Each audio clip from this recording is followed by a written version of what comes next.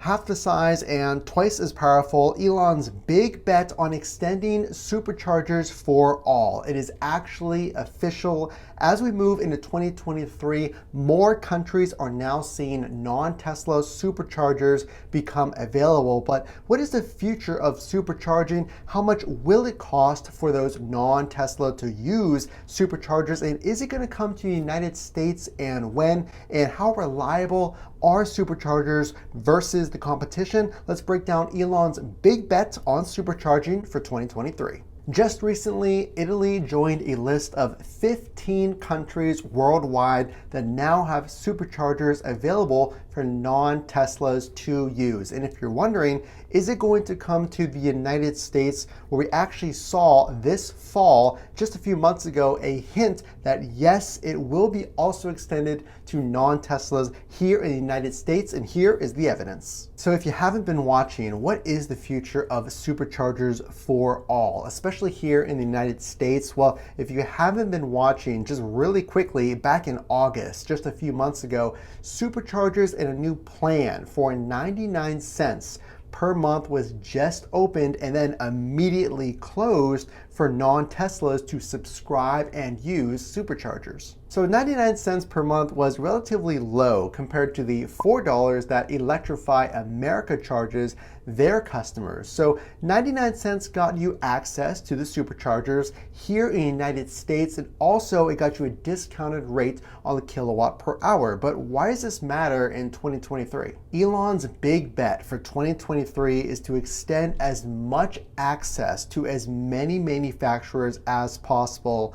And we just saw this recently with Tesla opening up the blueprints for their proprietary charging cable to all. Elon's big bet for 2023, are you going to see more of these Tesla supercharging cables installed at non-Tesla superchargers now that the blueprint is available for all? It's Tesla versus the CCS chargers. So what are those, and what exactly does that mean? Combined charging system, so that's CCS, and essentially Tesla has gone on board with this. So Tesla now offers you the CCS adapter, which would give you access to things like Charge Across America stations. But there's a big problem with that. So here is the main controversy. I want you to listen to this. This is really, really important. So CCS charging versus supercharging. When it comes to reliability and access, let's break down those two important features. So let me just read you this. There was a recent study out of California about the reliability of some CCS chargers, like the Charge Across America chargers and superchargers. So after hundreds of attempts to charge at Charge Across America and other CCS chargers, the reliability was 72.5%. So essentially you have greater than a 3/4 chance that you pull up to a CCS charger and it's working. Versus Tesla chargers were reliable 99.96 uptime reliability. So what does this mean? Tesla superchargers are going to be available for all. So if you're waiting in line for a supercharger, now there's going to be more cars understanding that the supercharger network is the most reliable, vying for those spaces. But this is Tesla's mission, to make EV charging available for all and not closing the door on other manufacturers. But here's a huge advantage. I want you to pay attention to this, especially if you are considering a Tesla. The new software update, if you're buying a Tesla, if you have a current Tesla, a recent software update now allows you to see the historical wait times or availability for stalls at these superchargers and the associated cost to charge at these superchargers. You're going to have some insight information if you are a Tesla owner. Yes, I think eventually all superchargers will be available for all, which is good because Tesla will profit off of that charging cost, obviously. But you, as a Tesla owner, will see on your car, on your Tesla, which available supercharging stations around you are historically really busy, historically have a few empty spots, so you can make a smarter decision than all the other cars. So again, I talked about reliability and access. Well, when it comes to reliability, I want you to pay attention to this. This is really important. Well, superchargers versus CCS or non-superchargers. Currently,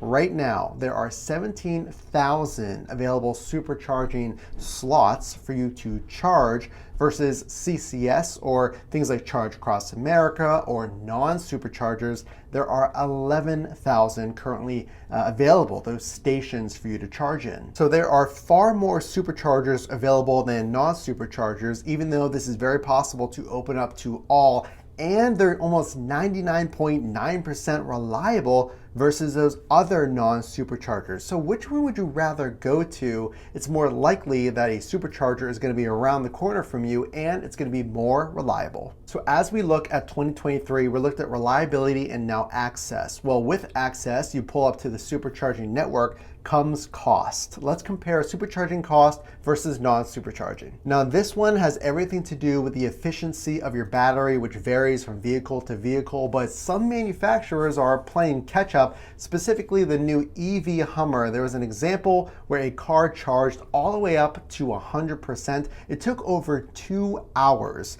Now, typically EV owners only charge to 80 or 90%. This individual did 100% and it cost $96. Compared to an example of a Tesla at a supercharger with an average cost of 25 cents per kilowatt hour. Again, at a supercharger, cost around $18 compared to $96 on the EV Hummer, and that was charging up to 80%. Now, I charge my Model 3 at home.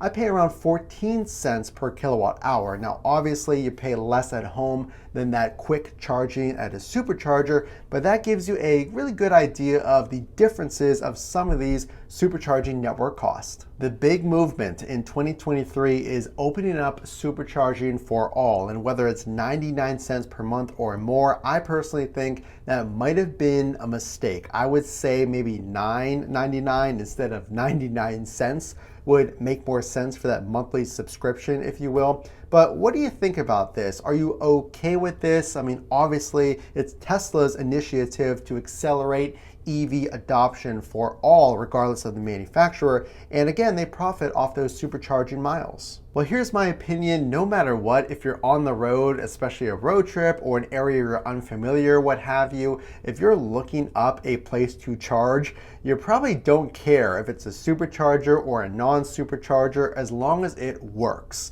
So as far as the network goes to charge your EV, I just want to make sure that stations available are reliable. So that is the main objective, and it's good on Tesla to extend those supercharging options for non-manufacturers as much as we hope that it doesn't increase the lines to wait in those superchargers. Remember, they are building them constantly. This could be a really good thing to have more people considering buying a Tesla. The revolution is here in 2023. It looks like an expanded network for all is soon coming in the 15 countries worldwide and soon to come eventually in the United States. And when that happens, we will tell you. So make sure to subscribe to not miss that and all the other updates for Tesla.